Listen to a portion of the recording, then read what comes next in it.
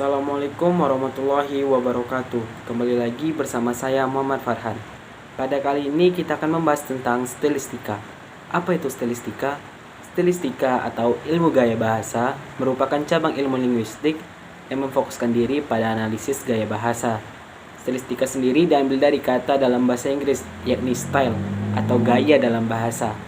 Kajian mengenai gaya bahasa dapat mencakup gaya bahasa lisan, tetapi stilistika cenderung melakukan kajian bahasa tulis termasuk karya sastra. Stilistika mencoba memahami mengapa si penulis cenderung menggunakan kata-kata atau ungkapan tertentu.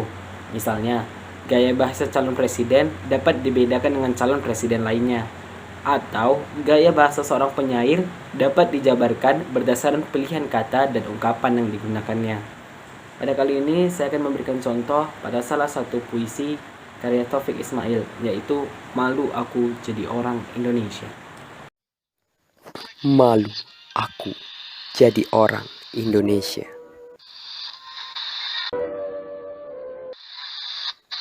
Karya Taufik Ismail.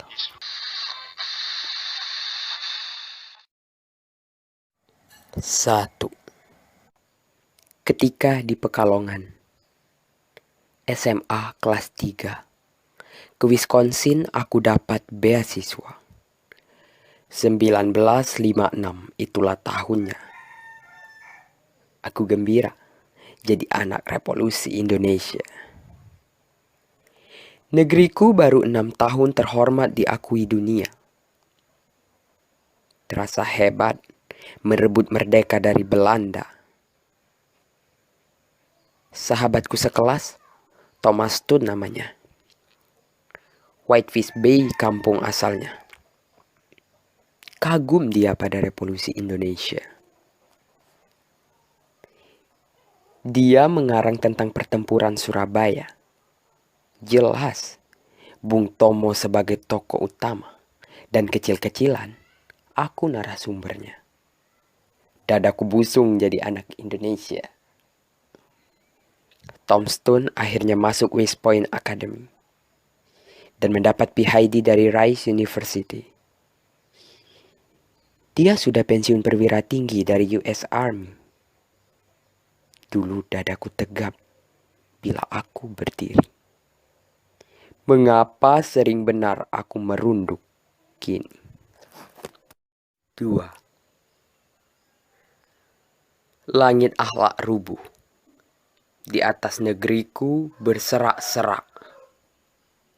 Hukum tak tegak, doyong berderak-derak.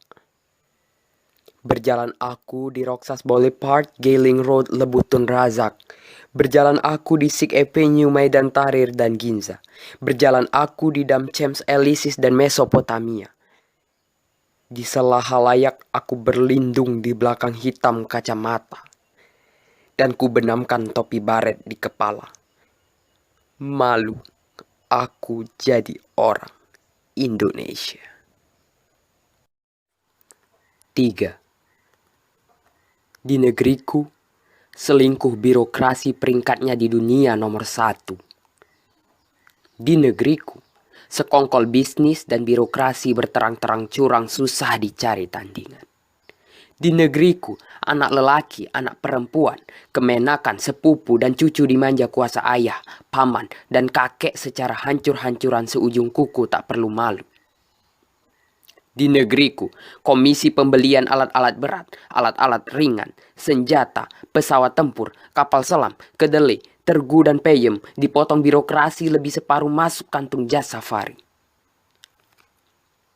Di kedutaan besar anak presiden, anak menteri, anak jenderal, anak sekjen dan anak dirjen dilayani seperti presiden, menteri, jenderal, sekjen dan dirjen sejati agar orang tua mereka bersenang hati.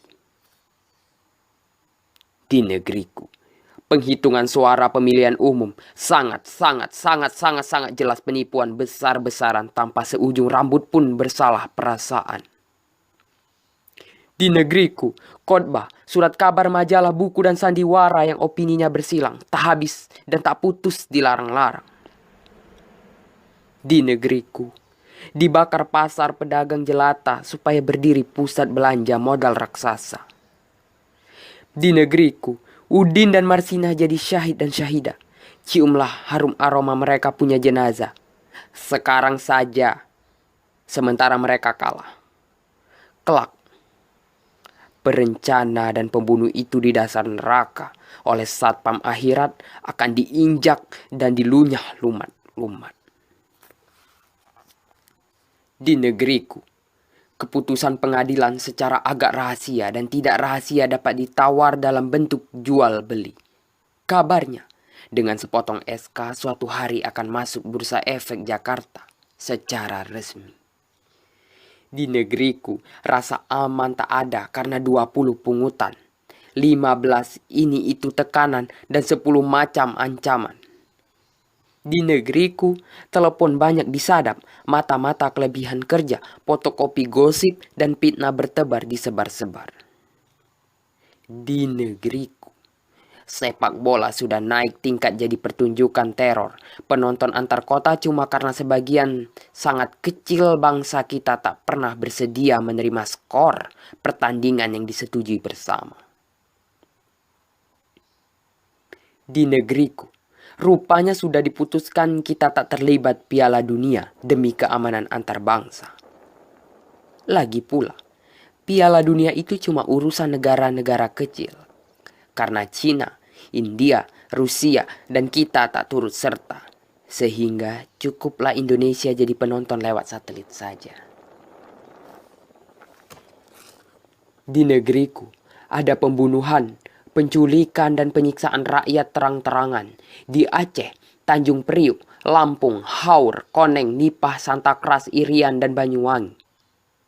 Ada pula pembantahan terang-terangan yang merupakan dusta. Terang-terangan di bawah cahaya surya, terang-terangan dan matahari tidak pernah dipanggil ke pengadilan sebagai saksi terang-terangan.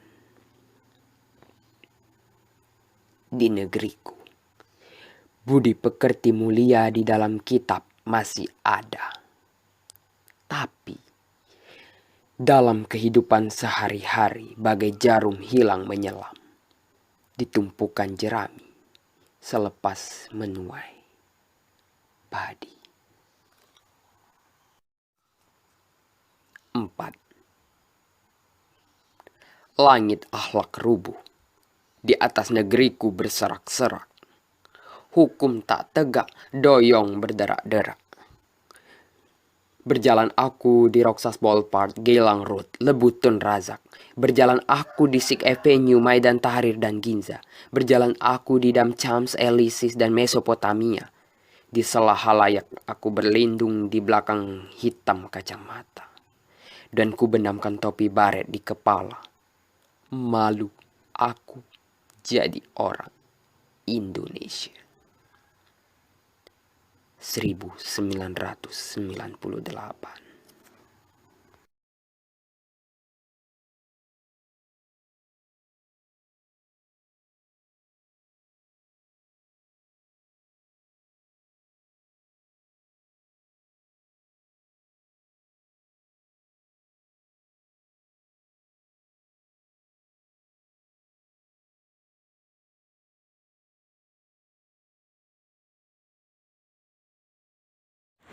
Pada bagian pertama, puisi ini penyair menggunakan kalimat "Aku gembira jadi anak revolusi Indonesia".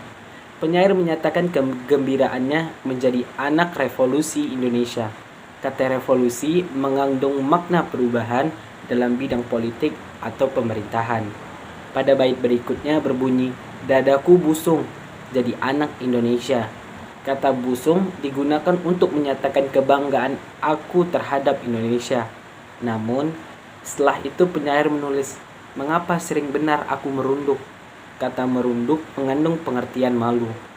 Pada bagian 2, lirik 1 dan 2 terdapat kalimat, "Langit akhlak rubuh, di atas negeriku berserak-serak, hukum tak tegak, doyong berderak-derak". Langit akhlak rubuh menyatakan bahwa pemimpin sudah tidak berakal lagi. Lirik hukum tak tegak dapat dimaknai dengan hukum sudah tidak digunakan lagi untuk menegakkan kebenaran dan keadilan. Ketika di Pekalongan SMA kelas 3, ke Win Johnson aku dapat beasiswa. 1956 itulah tahunnya. Aku gembira jadi anak revolusi Indonesia. Pada bait-bait tersebut, penyair menggunakan imaji taktil. Melalui bait-bait tersebut, pengarang mengajak pembaca untuk ikut merasakan bagaimana bangganya aku menjadi orang Indonesia yang baru merdeka dengan perjuangan yang heroik. Selanjutnya, penggunaan citraan visual tampak pada bagian 2, yaitu langit akhlak rubuh, di atas negeriku berserak-serak, hukum tak tegak, doyong berderak-derak, berjalan aku di Roxas Boulevard, Gilang Road, Lubuti Razak, berjalan aku di Sixth Avenue, Maidan Tahrir dan Ginza, berjalan aku di Dam, Shams Els dan Mesopotamia, di sela khalayak aku berlindung di belakang hitam kacamata dan kubenamkan topi baret di kepala. Malu aku jadi orang Indonesia. Bait ke-9 berbunyi, di negeriku Udin dan Marsinah jadi syahidah dan syahidah, jadi syahid dan syahidah. Ciumlah harum aroma mereka punya jenazah. Sekarang saja sementara mereka kalah. Kelak perencana dan pembunuh itu di dasar neraka oleh serpam akhirat akan diinjak dan dilunyah lumat-lumat. Lirik ini menggunakan 2 citraan, yaitu penciuman dan visual. Itu saja yang dapat saya sampaikan. Lebih dan kurangnya saya mohon maaf. Terima kasih.